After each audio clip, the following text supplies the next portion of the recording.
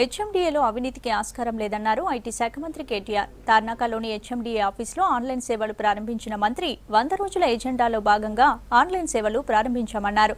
భవన నిర్మాణాలు, లేఅవుట్స్ అనుమతులు ఇకపై ఆన్లైన్లో తీసుకోవచ్చన్నారు. త్వరలోనే జీహెచ్ఎంసీతో పాటు అన్ని కార్పొరేషన్లలో జూన్ నాటికి ఆన్లైన్ సేవలు అందుబాటులోకి తెస్తామన్నారు. పంచాయతీలకు రావాల్సిన డబ్బులను ఆన్లైన్లోనే చెల్లించాలని కోరారు మంత్రి.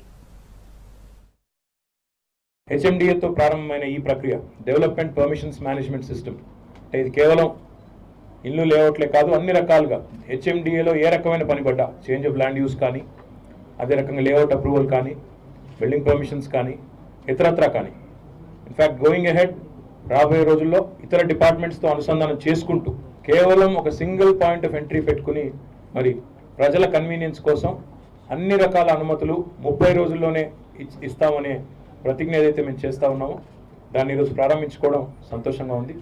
ఇప్పటికే ఒక 54 అప్లికేషన్లు వచ్చినాయి. అందులో కొన్ని ఈరోజు లాంఛనంగా ఇవ్వడం జరిగింది. ఈరోజు హెచ్ఎండిఏలో ఇది ప్రారంభమైంది. మరి తొందరలోనే జిహెచ్ఎంసీలో ప్రారంభించబోతా ఉన్నాం. జూన్ మాసం చివరికల్లా రాష్ట్రంలోని 73 మున్సిపాలిటీలు, నగర పంచాయతీలు, కార్పొరేషన్లతో సహా అంతటా కూడా ఈ వ్యవస్థను తప్పకుండా తీసుకొని వస్తాం. రాష్ట్రంలో ఏ పురపాలిక సంఘంలో కానీ బిల్డింగ్ పర్మిషనే కానీ, లేఅవుట్ పర్మిషనే కానీ నేరుగా ఆన్లైన్లోనే తీసుకునే విధంగా మనం వ్యవస్థను ఏర్పాటు చేస్తూ ఉన్నాం. జూన్ చివరికల్లా మొత్తంగా కూడా ఆన్లైన్ వ్యవస్థలోకి వస్తాం.